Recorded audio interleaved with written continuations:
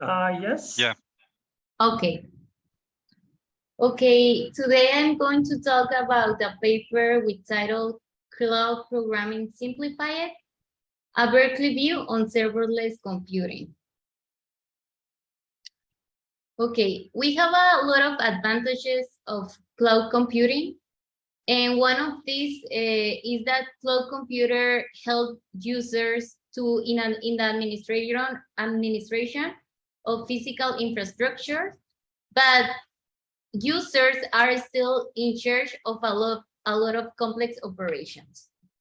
And I'm going to tell you a little bit about these complex operations. Okay, Amazon Low Virtual Machine was a success in the marketplace, and Google, Microsoft, and other companies offer similar interfaces. The main reason for this success was that developers want to recreate the same environment in the cloud that they have in their local machine to simplify work and not transfer their work to the cloud. The downside of this is that developers had to manage these virtual machines by themselves.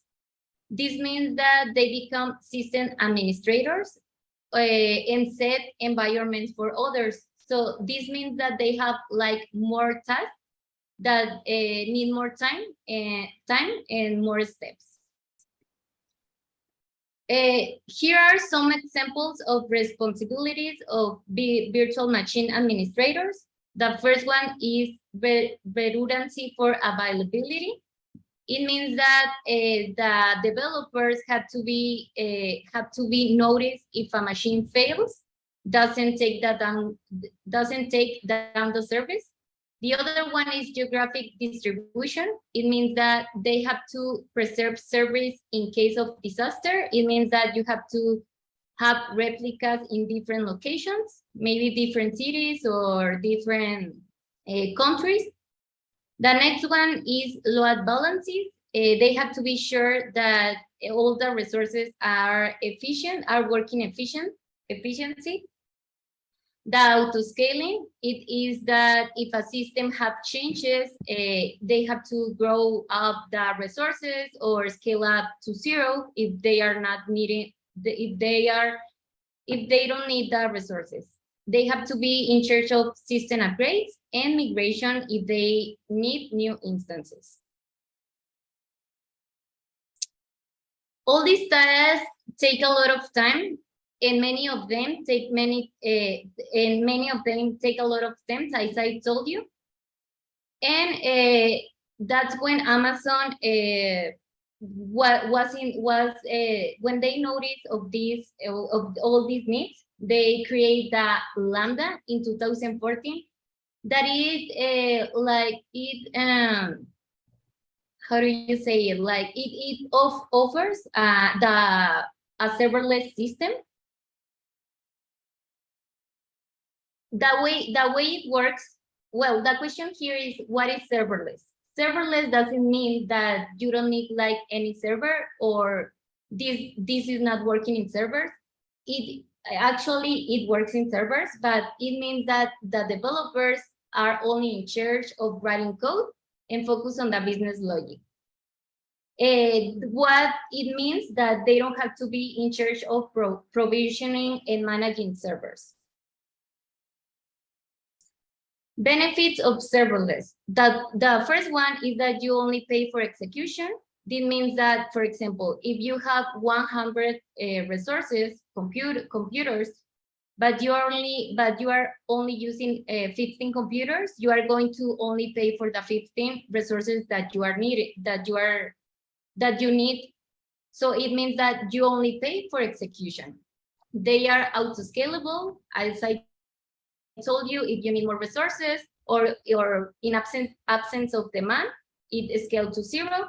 You can build up faster. This is because developers are only focused on develop the code, develop their apps, and they are not focusing on setting up the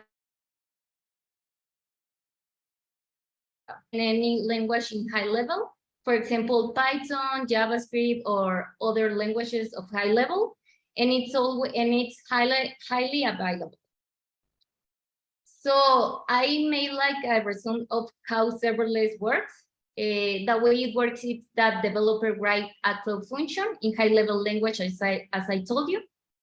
They trigger an event, and that event, and then that event is sent to the serverless system, and the serverless system is in charge of all of the other stuff, like scaling, deployment, fault tolerance, monitoring, and security pages. Here you will see a table with the main differences between serverless cloud and traditional approach, that is the serverless cloud. For example, if you see here, you will see that the cloud provider is in charge of all the things that I told you, like scaling, deployment, fault tolerance. And in the traditional approach, the user is responsible of setting up all these deployment, fault tolerance, and all the things. Another thing that are different in serverless cloud is that the users can write their own libraries. They can use a range of apps. Serverless runs in modern data centers because it have more like new technology. They can operate in greater scale. They can execute code without managing resource allocation, as I told you. And as I told you, you are only paying in proportion to resources instead of allocated resources. Here you will see an image of the serverless. The serverless tasks are between applications and base cloud platform. If you see here in serverless are the cloud functions, big data query, object storage, big data transform, and a lot of things that the serverless is in charge. Okay, a lot of people think that serverless computer is very similar to platform as a service, and another people think that in the 90s, shared web hosting environments were very popular, and they think that serverless computer is based on that hosting environment. Today, the apps that are more popular that use serverless system is Google App Engine. The way it works is that developers only deploy their code and its operations to the cloud, as I told you, and Lambda, that is very popular because it's very efficient to scale up or scale to zero. Depends on the resources that the developers need, or the company, or any user. What is attractive in serverless computing? If you think about the perspective from cloud providers, they think that business will be grow if the cloud is more easy to use, and that is true because you will have your developers focusing more on their code than setting up the environment. In 2080, there were the cloud provider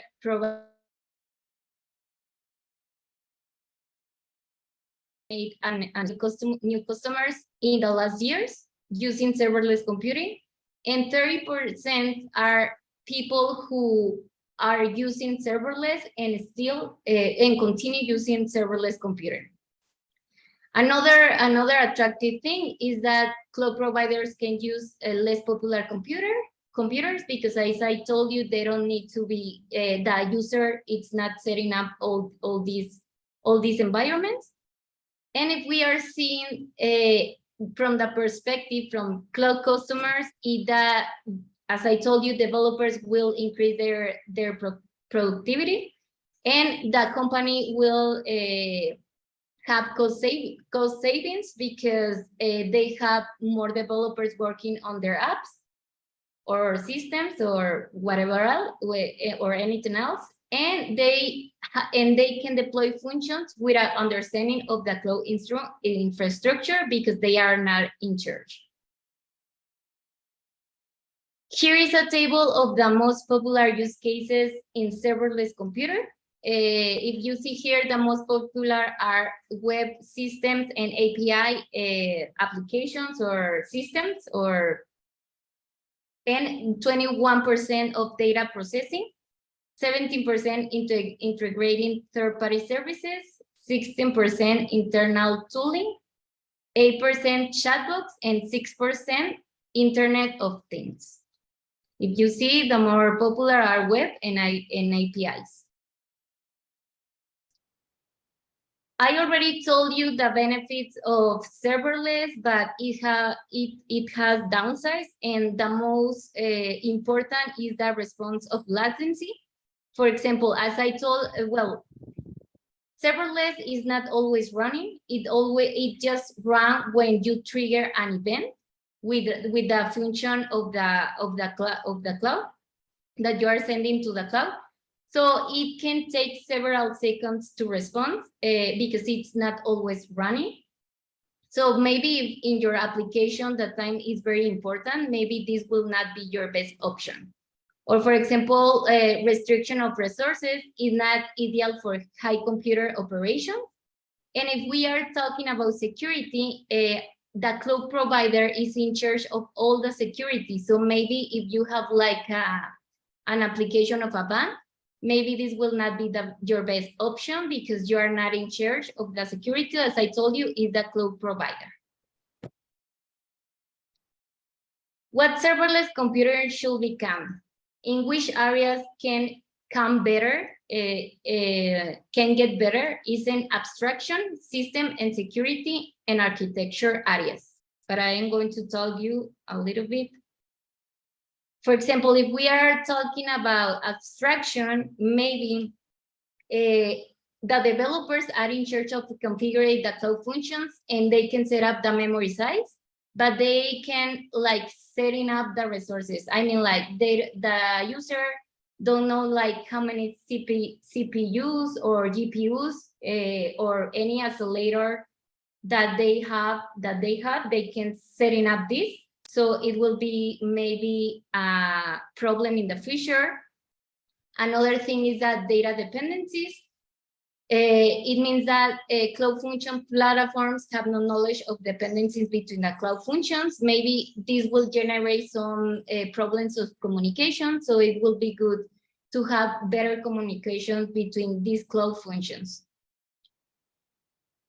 Another, if we are talking about system challenges, maybe in the paper, actually it says that maybe we can apply a distributed service in memory that increments I mean, like guarantees the microsecond of latency. As I told you, it's not recommended for people that in their apps, time is very important. And another thing that it can improve is the allocated memory and free memory that the user can know how much memory they have, because in serverless, the user don't know the free memory and the allocated memory that they have. I have a quick question. I don't know if we're holding them off until the end or if we can interject in the middle. Maddie, is it okay if I ask a question now or should we wait? Ask basically, what to say, the presenter, Alejandra. You okay. Want to receive questions or you want to wait for them? Just do the question. Okay, it's about a couple slides earlier. You said that like the resources were relatively constrained, I guess. Can you go a few slides back? I think one more or two. One more. Yeah, restriction of resources, not ideal for high computing operations. In the abstract, I believe like the very first line in the abstract, well, the first line of the bullet points is the appearance of infinite computing resources on demand. And it mentions auto scaling in response to changes in load and so on and so forth. So I'm not really sure where we're getting this of serverless being restricted in resources. Can you expand on that? Well, in the paper, when they say about this, they were more referring to machine learning because it says that it has like a lot of complex like operations, and they need like a huge, like, I don't know how to explain it. Like in machine learning, you need like a lot of resources, but maybe it will be difficult for the provider to give you all these resources. You mean? Because I think that maybe you can have like a infinite, but I don't think it will be good for you to pay for example, as I told you, like machine learning applications. But Yeah. I'm not very sure if I am Can I right. help? Yeah. Can I Also- help, Mari? Yeah, sure, of course. Okay.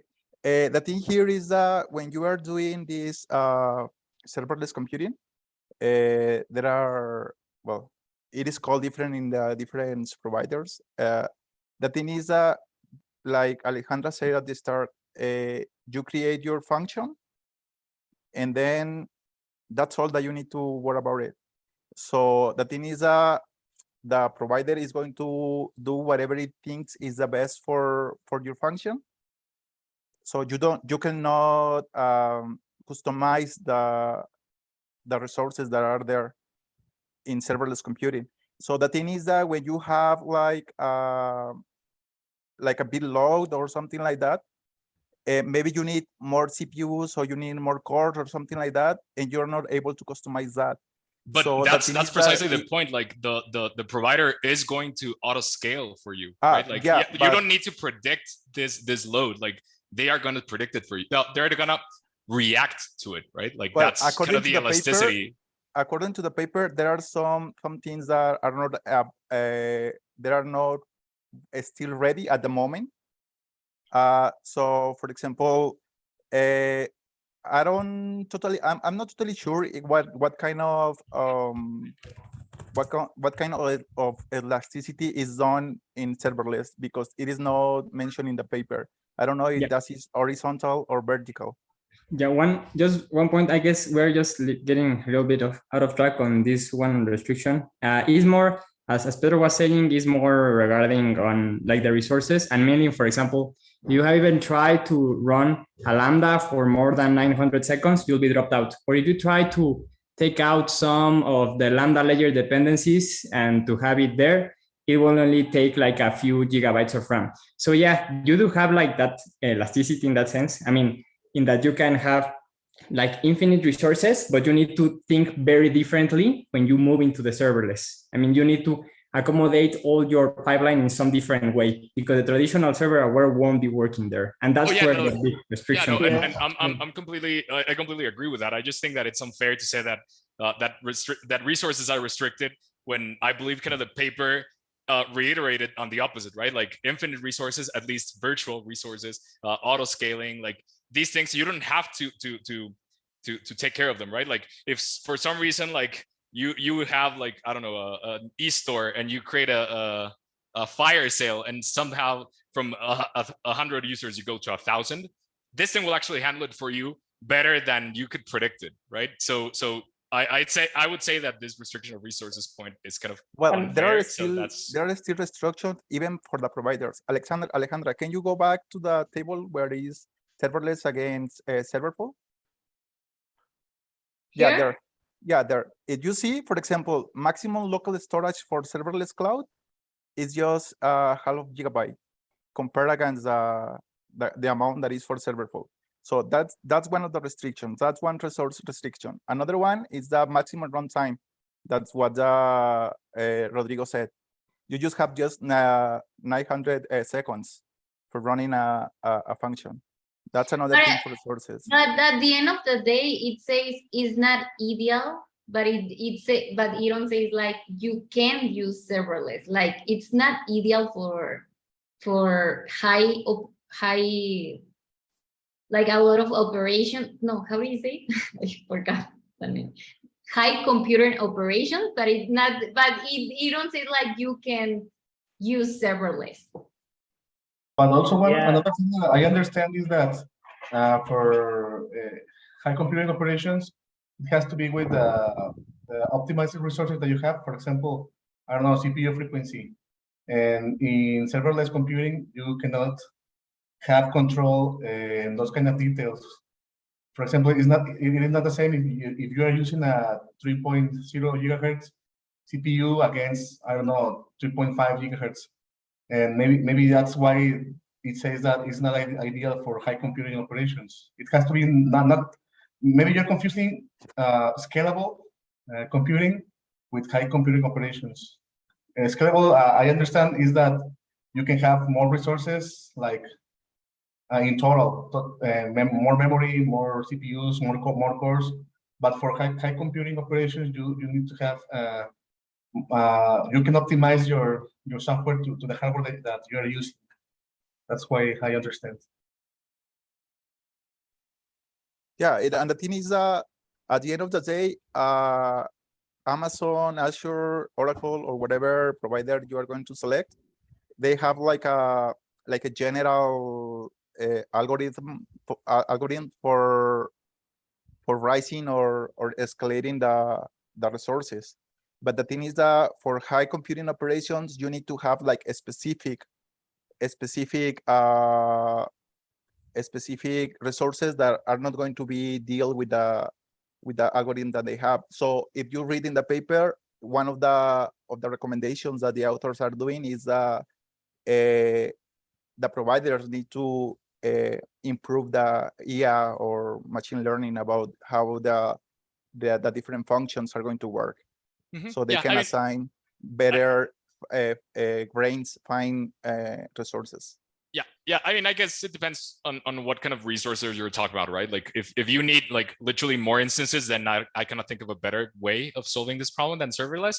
But if you need like a beefier machine, then yeah, serverless restricts you on that. Yeah, thing. but yeah, I mean, we're just like bike shedding on this at this point, so I guess we can just move that's on. why Ricardo said when you are thinking about just getting more VMs, you are thinking in serverless computing. You are not thinking in serverless. I beg to differ. Serverless is you don't worry about the management of them, but scaling horizontally is completely within the realm of serverless. I think it's very different to scale many low demanding application that upscale a very demanding application. Yeah. Sure. Just a compliment or to complement the discussion. Well, according to the paper, and the first point in the very beginning, it says there is the appearance of infinite computing. This stuff about infinite computing has to be with appearance. It just there are limits for the hardware and everything. And well, regarding the prediction of the usage and to know if you are going to be out of capacity or not, well, when you sell cloud computing services, the seller is going to ask you about the workloads. Workloads has a lot to be in order to provide you the service you need. But I guess we're gonna see this point in the second presentation. So let's wait for, well, I suggest wait for the second presentation and let's take care about workloads. When in that point, I guess it's gonna be some more light about this restriction or no restrictions. Just maybe we can continue and take this point in the second presentation. Okay. Okay. I was going to say more things, but I wasn't able to talk. Yeah, actually, we can continue this after the presentation. I thought it's going to be a small question, quick answer, but no, it was a discussion. So yeah, but it is totally fine. But let her continue, then we can continue this. I think Paul also wanted to add something, but we can continue later. I'm almost done.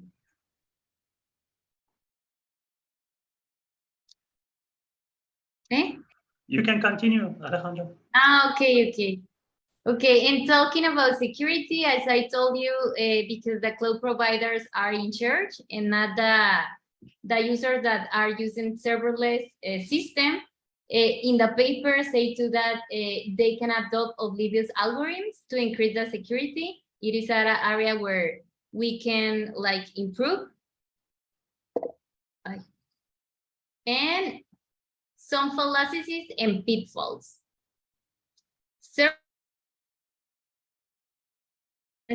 Than serverless cloud computer.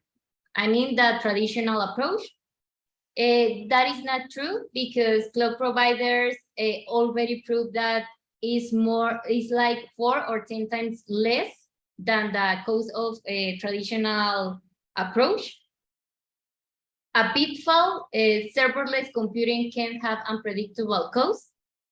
Well, as I told you, in serverless, you just pay for the resources needed. So it is, I mean, like, the cost is very unpredictable because at the end, when you are paying for serverless computer, it's not like the cloud providers that you are going to use any number of resources. It's like as you are using it, it goes. But I think that it says that a lot of people are using serverless computing in the last year. So it will be more, in the future, it will be easier for organizations to estimate the cost. And thank you. That's all. Okay, thank you, Alejandra. We can now continue with that discussion. What you wanted to add, Paul? About serverless and serverless or non-serverless, that, well, as they mentioned, like, for example, about the resourcing. One thing that happens in serverless, usually the main goal is to do to execute quick operations. Like, for example, when you are going to make the math, for example, to calculate the, how many costs a person has in the entire month, you can divide it and execute several lambdas, let's say, at the same time. And for a high operations, usually when what happens that they mean, for example, in machine learning, or for example, when processing a video or things like that, are things that one process, you cannot divide it in several, like, for example, tasks. So it's one, like, atomic operation that you cannot divide in different, and that's a resourceful operation. And usually serverless, actually, one of the things that happens on those operations is that costs more, right? So there are other options, like, for example, EC2 or batch, for example, batch that usually it's like, let's say, a lambda, but that can be executed for longer periods of time, and you can assign more type of, of resources. And as far as I know, also all the serverless mechanisms, like, for example, Lambda, they don't offer a lot of options with a lot of resources, mainly because of costs, because the goal is, or the aim is to have a short processing times and things that you can devise. So that's why also the resources, like, actually you can host in a Lambda like almost a machine like as powerful as you want almost. But the thing is that it will cost you like 7 times more than using, like, for example, a batch. And also right now, that's why they are limiting, I think, to 900 seconds, those type of operations, because otherwise it's more expensive than using a different type of, feature or service.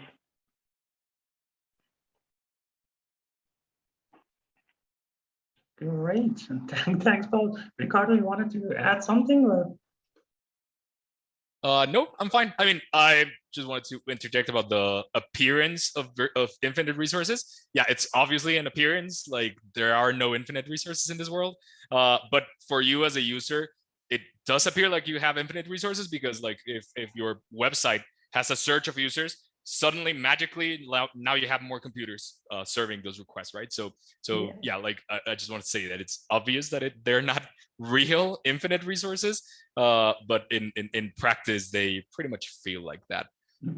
But yeah, I think some important things that were still left out of the discussion were the resource that the authors did. One of the things that the author said is that there is no impossible things for doing any point of what were present. Like, for example, they say well, we can render video in real time using serverless, but serverless just was one part of the studying, right? Because everything wasn't able to be done in serverless. So they did one part in serverless and did one other part on serverful. The same for MapReduce. They say that you can do MapReduce on serverless, but just the math part, not the reduce part. The reduce part is done in another serverful computer. So yeah, there are a lot of things related to that. But one question that I have about this is that if you think that the full time in the document, the vault was left out of the conversation, because it sounds like it looks like they say that developers need to do everything there. What do you think about that? I think this paper is written by developers, to be honest. I mean, I really don't feel like the DevOps voice there. I sometimes feel that they are being displaced in a sense, and sometimes they're, I mean, as if their task or what they are doing would disappear whenever serverless like jumps in completely. So, well, yeah, I think that there's still a lot of management to still be doing with serverless. I mean, that's one thing that it's. Also, I think that this was written by one of the human resources guys that are looking for one developer that can do everything, right? It is like that. I don't know. I don't It feel is like that because they say that, well, if we are going to do this, developer needs to be in charge of more resources, so need to know how to do this or how to do that. But well, they forget that there are other teams in the company that can help the developers to achieve the target they are looking for. Okay. Then I have another question. Do you think that the authors really justify the attractiveness of the serverful of the serverless computing there, because they look more like a personal opinion, the real hard data there or hard numbers? Yeah, I didn't see hard data, but at least the experience part, I have experienced a similar thing.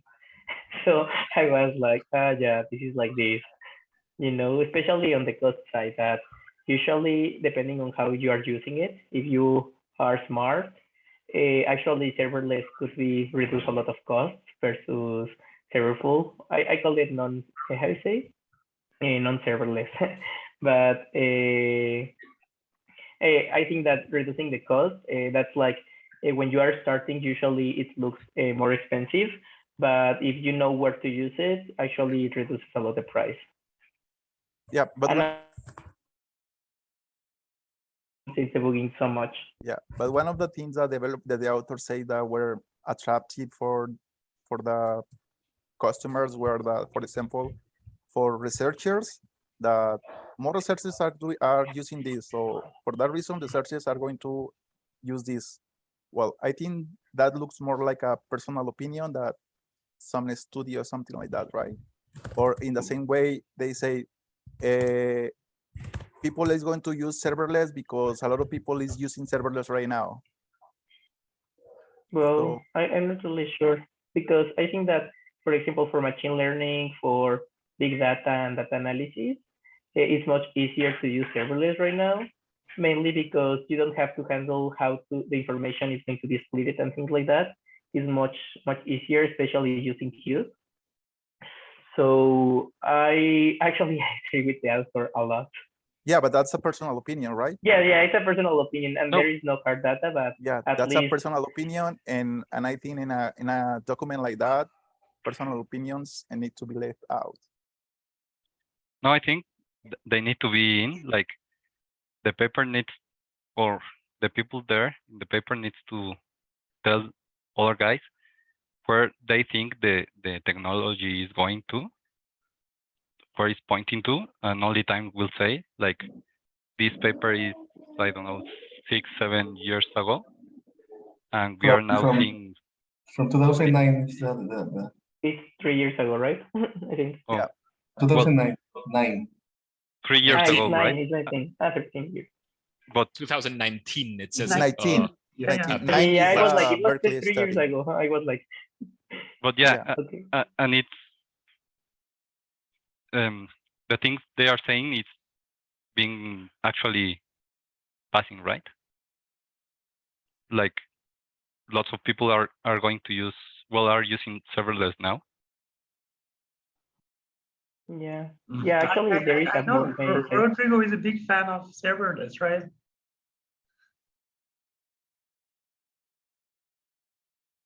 You hear me? Move to CDK.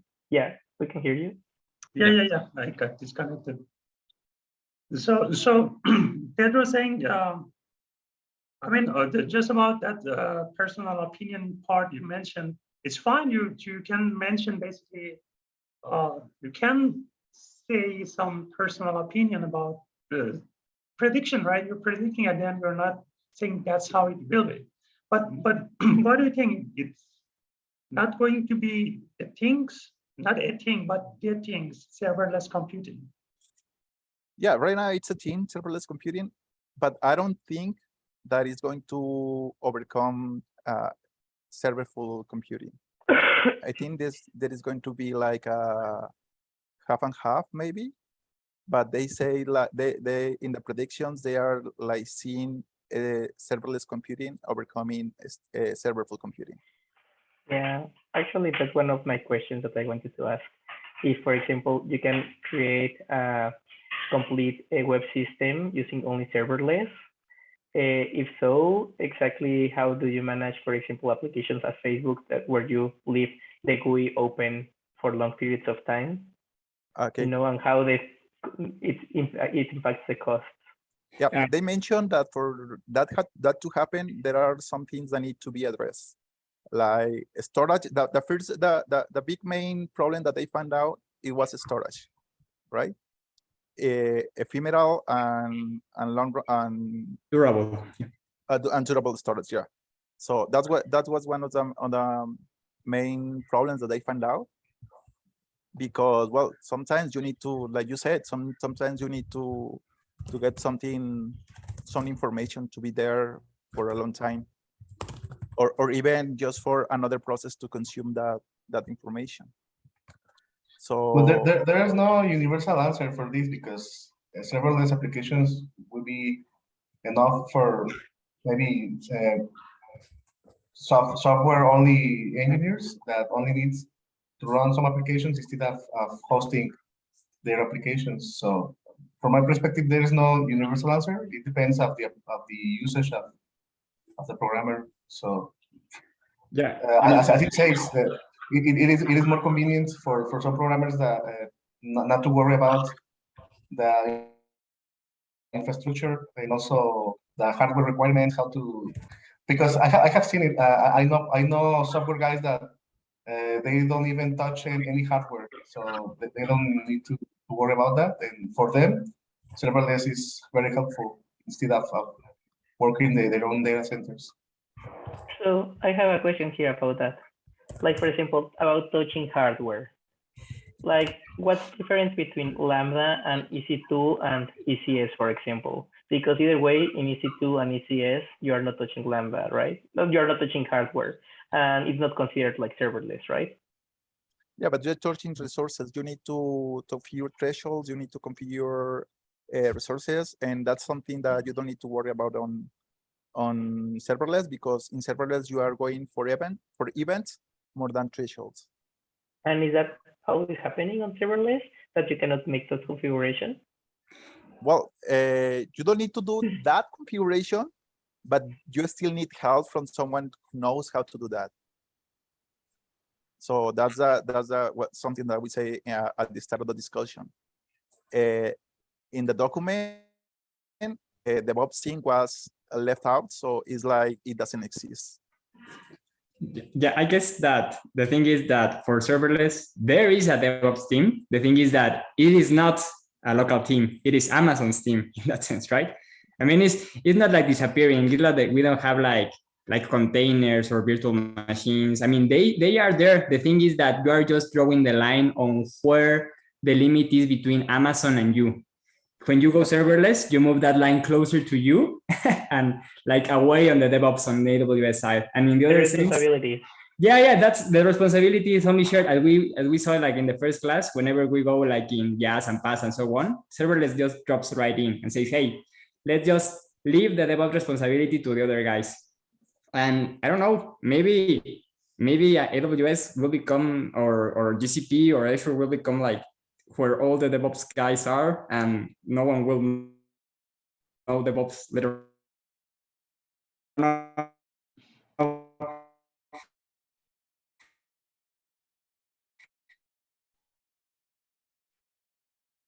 But yeah, I mean, it's not like they are disappearing. They are just moving to someone. It seems like the not taking into account. They are like saying like if you are a developer that doesn't have to do it, you are going to do it at the first time, and that's not true. You still need some guide from someone that really knows how to do that. In some things, because actually using the console, it's really, really easy.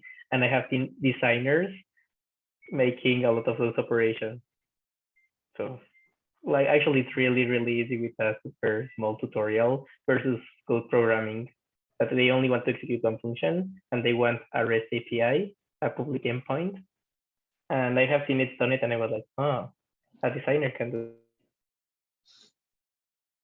Well, it seems like we have addressed all the questions that people have there. So I still have a question about the full web system with serverless. Like what would be the option, like for example, for hosting front end, or how would that be interact? Like for example, is that an option? Can be done like a complete web system using serverless? Yeah, actually, Alejandra mentioned in her presentation, one of the challenges would be those complex workflow structures, especially in basically modern application, because mostly they have that complex workflow structures, which is an existing challenge in serverless, right? So it's not solved, definitely. I mean, there isn't any solution out there yet, but saying it never be solved, it can be really very bold claim that, I mean, that the problem will persist forever. You know, I mean, Pedro doesn't like personal opinion to be added. No, it's not like I don't like personal opinion. I like personal opinion, but in that kind, when you are trying to justify why something is attractive to people, I think a personal opinion is just not valid. You need to have, besides your personal opinion, you need to have some hard numbers that say, look, this is the reason why I think this one. But a lot of programming languages, for example, appear and disappear because of popularity, right? And popularity is you can get at the end strong data only because of the amount of users, so you can get numbers. Yeah, but sometimes, right? And everything is because of people liking it. Sometimes. Yeah, but sometimes these people like those for a reason, for a hard reason, not just because it's not like we are talking about a product that is announced by a famous person, right? Yeah, true. You can say that out loud, Fernanda. Pedro not liking personal opinion is a very personal opinion. Okay, great. It was really interesting argument. Thanks, Alejandra, for presentation. I mean, I was curious to see really how you want to wrap up those information. You did a good job. Thanks, Pedro, for basically leading the discussion. You did a great job before even I say those things. You did a great job. And I don't know, later on we'll check the notes by Rodrigo to see. Was it bothering you, Rodrigo? Well, not really. I mean, the thing is that I guess for participating from whomever is taking it next, it is better to have it like for like context like wrapped. I mean, for example, I had like this question that came out from Ricardo, then Pedro answered, then Paul answered, then Gautier, then Paul, then I concluded.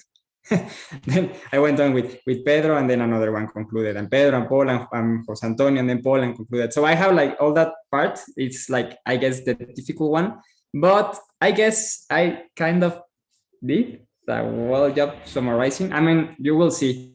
Yeah, I mean, I guess it's just after. at the end, it shouldn't be perfect. It's not like nothing going to be graded here. Okay, it's just to have note those, for example, what Ricardo highlighted as the first question, like high computing operations. Maybe that would be interesting terminology, right? What we exactly mean by high computing? Because I think the question was coming exactly how he's thinking about high computing operations, how other students are thinking about high computing operations. So those are the things basically I want to be highlighted in those meeting notes. So later we can go back, read more, understand better. Yeah, definitely. I mainly have, for example, for that very one, I have that for the base conclusion, it was mainly from Paul Mejia, and he was like, okay, but HPC is not what you are talking about. So he led us back into what really is HPC in like high performance computing and that stuff. So this is why you sometimes need to consider. I mean, that he basically led us back into what really was high performance. Yeah. Okay, great. Let's have like 12-minute-ish break. Okay. So we can come back by 8:15 and continue with the second presentation by Jose Antonio Lasso. Okay, thank you. So yeah, Yeah, thank you.